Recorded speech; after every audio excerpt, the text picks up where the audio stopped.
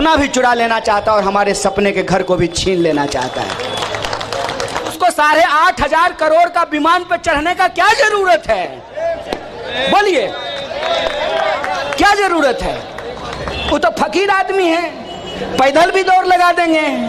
हवाई जहाज का जरूरत क्या है? वो भी 8,500 करोड़ का। खुल करके बोलते हैं, जितना ईडी भेजना है भेज देना, हम तुमसे नहीं डरते हैं।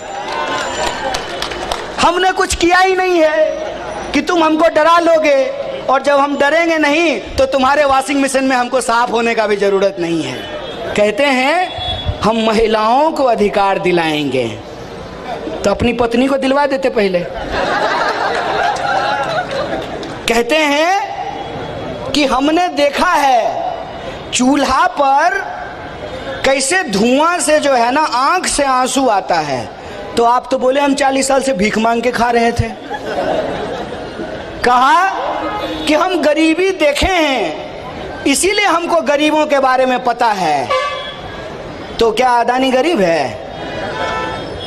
अदानी गरीब है कि गरीबों का बस्ती छीन करके जो है उसको बेच रहे हो? अदानी गरीब है क्या?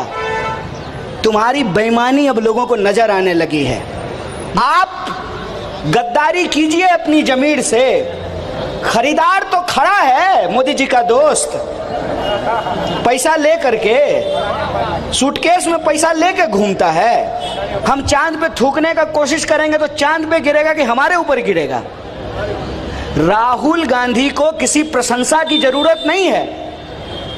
पिछले 9 साल में उस इंसान ने इस देश के आम लोगों को यह भरोसा दिलाया है। हमारे गणेश भाई कह रहे थे कि राहुल गांधी को प्रधानमंत्री बनना है। उनको नहीं बनना है प्रधानमंत्री। उनको प्रधानमंत्री बनना होता तो 2004 में ही प्रधानमंत्री बन गए होते, 2009 में ही प्रधानमंत्री बन गए होते। राहुल गांधी को प्रधानमंत्री नहीं बनना है, गांधी बनना है, इस बात को याद रखिएगा। और जब कोई गांधी बनने के लिए तैयार है तो हमारे जैसे तमाम नौजवान जो यहां खड़ा हैं, अगर कोई गांधी बनने को तैयार है तो क्या हम में से किसी को भगत सिंह नहीं बनना चाहिए, मौलाना अबुल कलाम आजाद नहीं बनना चाहिए, सुभाष चंद्र बोस नहीं बनना चाहिए? यह विचार हमको करना पड़ेगा। मरना ही है तो संघर्ष करके मरेंगे। इस सत्ता को हम ये याद दिलाना चाहते हैं कि यह देश जितना तुम्हारे बाप का है उतना ही हमारे बाप का भी है, इस बात को याद रखना। अगर तुम इस देश को बेचने की साजिश कर रहे हो तो हम इस देश को बचाने का संघर्ष करेंगे, इस बात को याद रखना। एक पत्रकार ने जो है किताब लिखा है, इश्क में शहर होना, कि जब आप किसी शहर में रहते हैं तो सिर्फ आप नहीं रहते हैं, आपकी मोहब्बत रहती है, आपकी यादें रहती है, आपकी पुरानी पीढ़ी की कब्रें रहती हैं, उनकी चिताओं की धूल रहती है, और आपके आने वाली पीढ़ी का भविष्य रहता है। और आज पहले रोजी रोजगार छीन लिया, फैक्ट्रियां बंद हो गई, और आज जिसको ये झुग्गी कहा करते थे, जिसको ये मलिन बस्ती कहते थे, जिसको ये कच्ची बस्ती कहते थे, आज इनकी गिद्ध वाली नजर उसके ऊपर क्यों है? उसके ऊपर इसलिए है कि इनके लालच का कोई अंत नहीं है। 2 आदमी बेच रहा है, 2 आदमी खरीद रहा है। इनके लालच का कोई अंत नहीं है। ये पूरा का पूरा देश अपनी दोस्त की तिजोरी का गुलाम बना देना चाहते हैं। ऐसी परिस्थिति में कौन है जो इसकी जिम्मेवारी लेगा? जब तक हम जिंदा हैं, इस देश को आजादी दिलाने वाली पार्टी जिंदा है, तब तक इस देश को हम बिचने नहीं देंगे, इस देश को हम बेचने नहीं देंगे। अरे मेरा बाप गृह मंत्री थोड़ी था कि हम बीसीसीआई का सेक्रेटरी बन जाते हैं। मेरी माँ आंगनवाड़ी में काम करती है, बाप मजदूरी करता था, तो हम थोड़ी जो है बीसीसीआई का सेक्रेटरी बन जाते। हमने आपका नमक खाया है, आपके टैक्स के पैसे से हमने पढ़ाई की है, तो हमको इनका खेला समझ में आ रहा है। और क्या संयोग है, एक साथी ने कहा कि कन्हैया तू किसको कहेगा मैया। ये तो गाना है। देखिए जीवन का संयोग कैसा होता है। मोदी जी से हम हक की लड़ाई लड़ रहे हैं, और मोदी जी जिसका हक मार करके भाग गए, उसका नाम यशोदा है। मालूम है कि नहीं? नहीं बताओ। नहीं मालूम? मोदी जी की पत्नी का नाम यशोदा है। देखिए, इसको कहते हैं नेचुरल जस्टिस। हमने कुछ नहीं किया है, वो जिसका हक मार करके भाग गए हैं और जिससे हम आपके और हमारे हक के लिए लड़ रहे हैं, वो जिसका हक मारे उसका नाम यशोदा और मेरा नाम कन्हैया है। मोदी जी ये तो चलेगा, अब ये 2020 का मैच नहीं है, ये तो टेस्ट मैच चलेगा।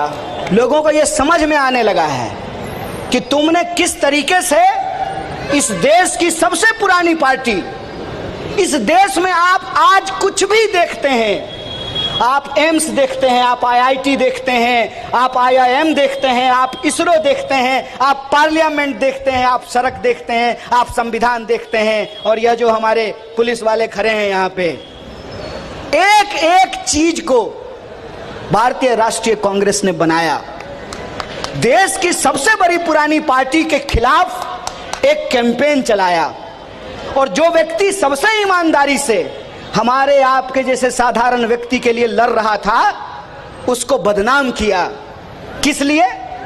कि हमारे आंख में धूल झोंक करके, हमको आपस में लड़ा करके जो अंग्रेज हमारे साथ किए थे ना, वही ये हमारे साथ करना चाहते हैं। अंग्रेज क्या करते थे?